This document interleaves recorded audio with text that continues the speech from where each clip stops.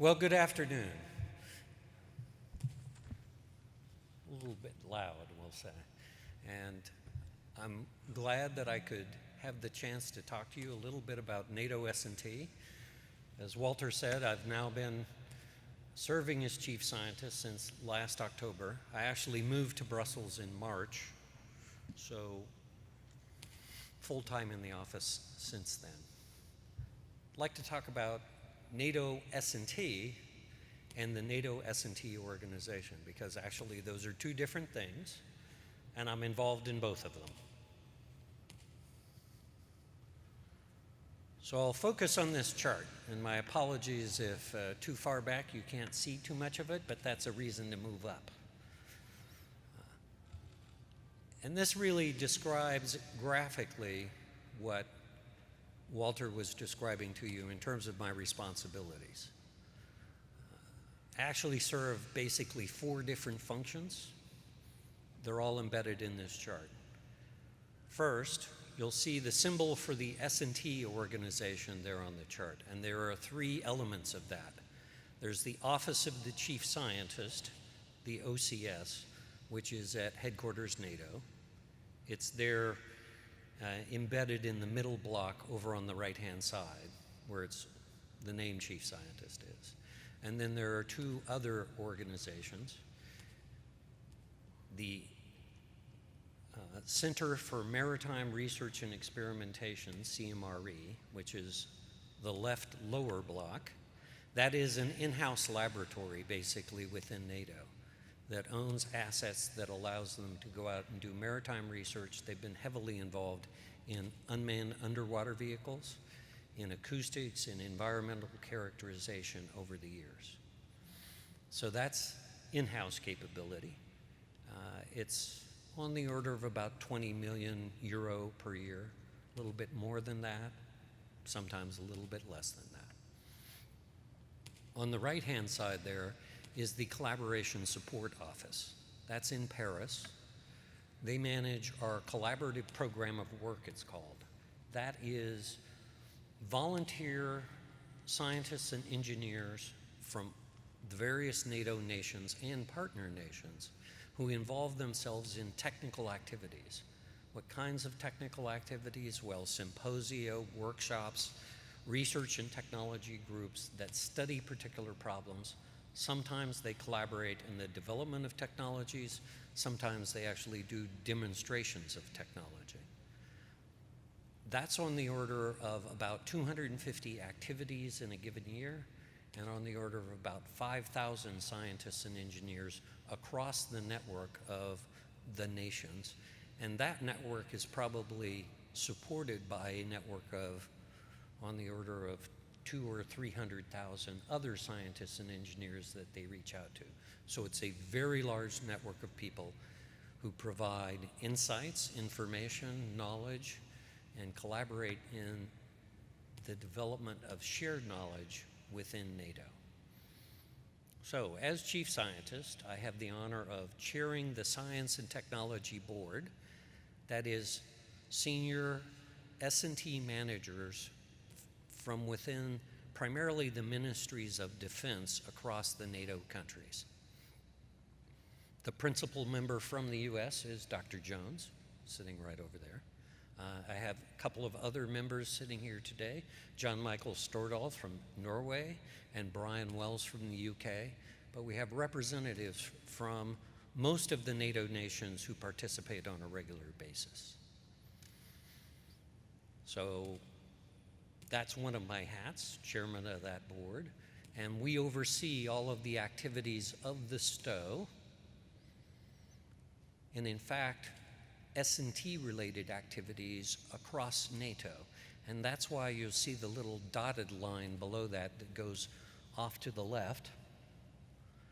That refers to S&T related activity within ACT, Allied Command Transformation, within NCIA, the NATO Communications and Information Agency, within the Office of the Assistant Secretary General for Emerging Security Challenges, ASG-ESC, specifically the Science for Peace and Security program, which actually puts out dollars to partner nations for research in universities related to NATO topics and policy issues.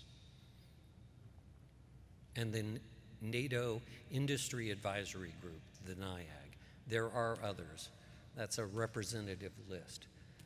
So the challenge of the board is to try to be aware of, provide guidance to, and coordinate the activities of these various organizations across NATO that are all involved in S&T.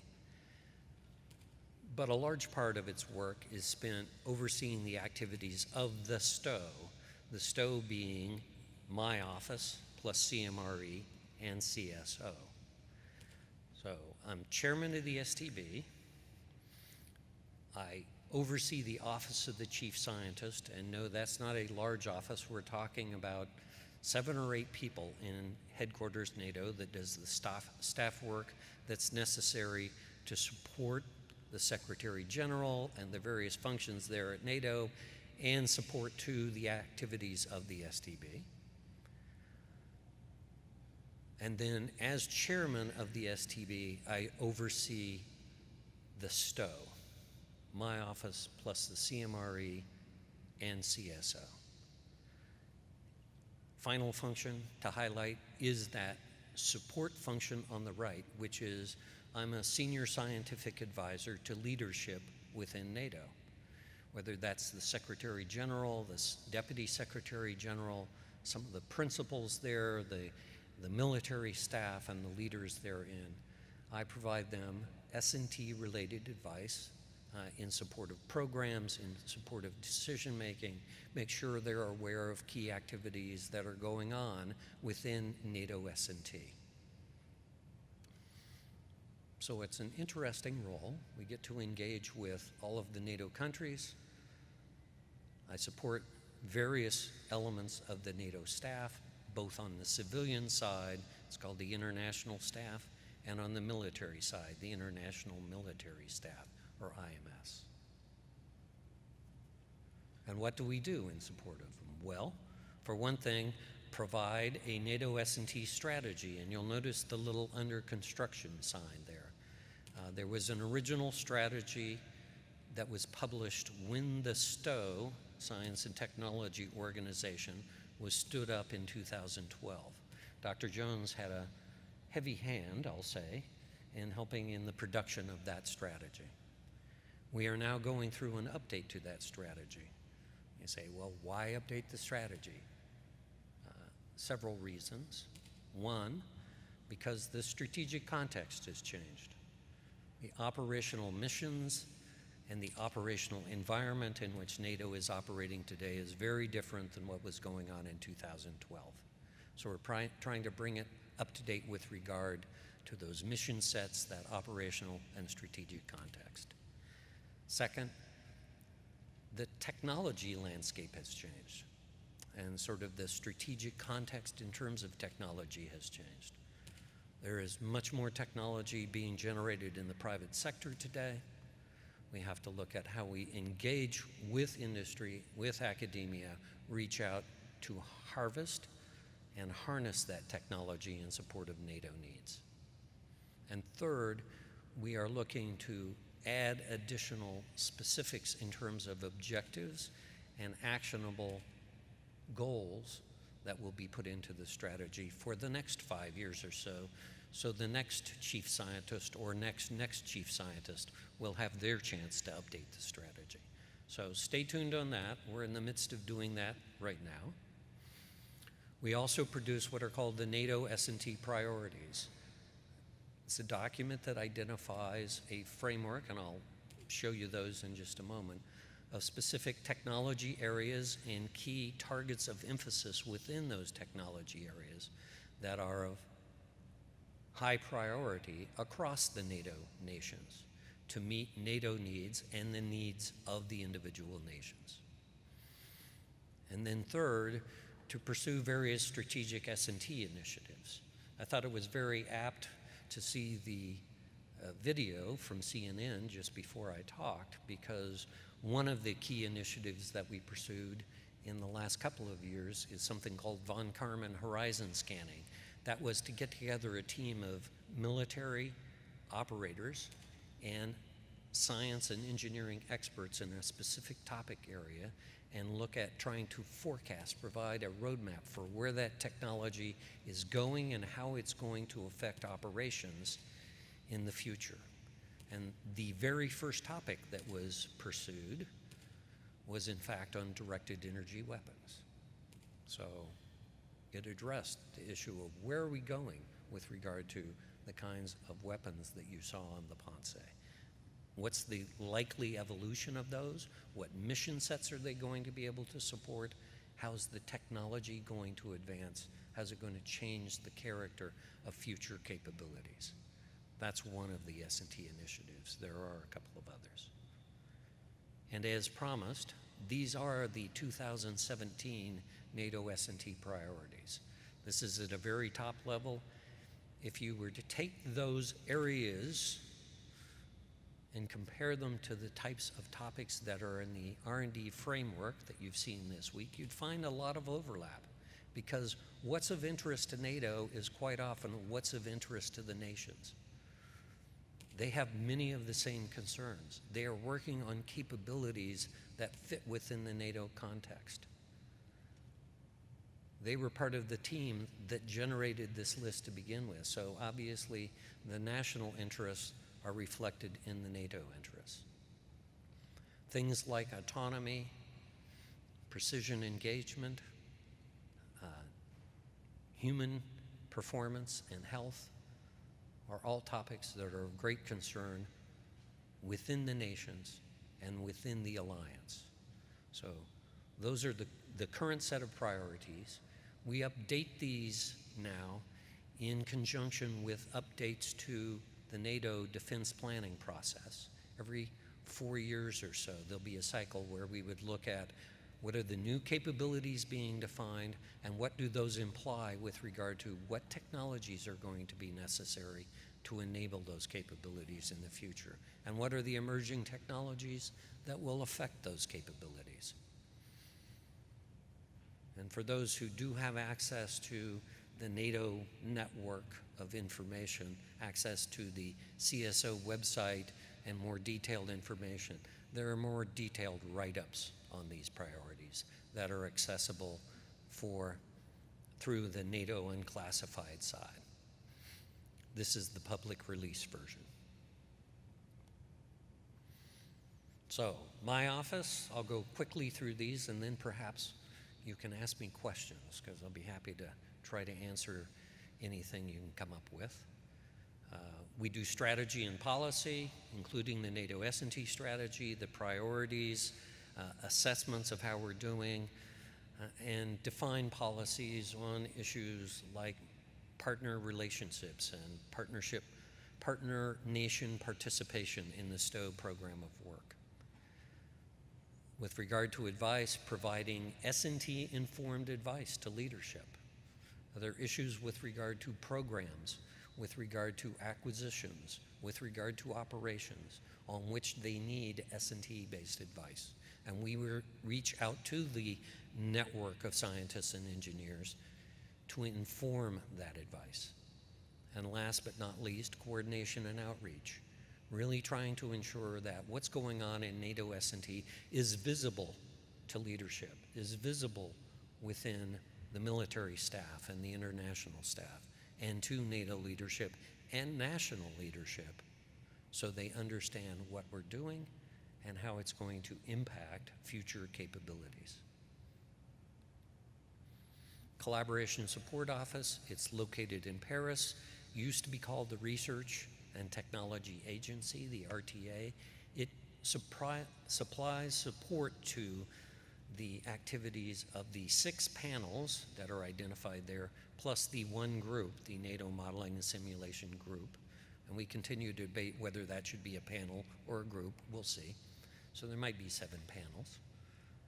But they cover a broad range of topics, all of which are of interest to the nations and to NATO as an alliance. And each of those panels and group represents representatives from the science and engineering community from across the NATO nations and from partner nations quite often.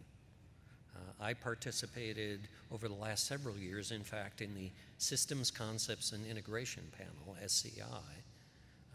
That's a panel that has a very significant program of work in the electronic warfare arena and strong collaboration across the alliance in looking at where do we need to go in the EW arena, what technologies are coming about that will affect what capabilities we can have in the future, and in fact doing demonstrations of some of the relevant technology. That's just an example. And you can see the names of the different panels, and it gives you an idea of the content.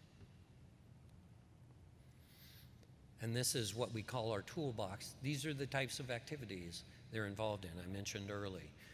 We start with exploratory teams that help define a specific project, and that will lead to a task group, a more detailed study, or in some cases, development and demonstration of technology.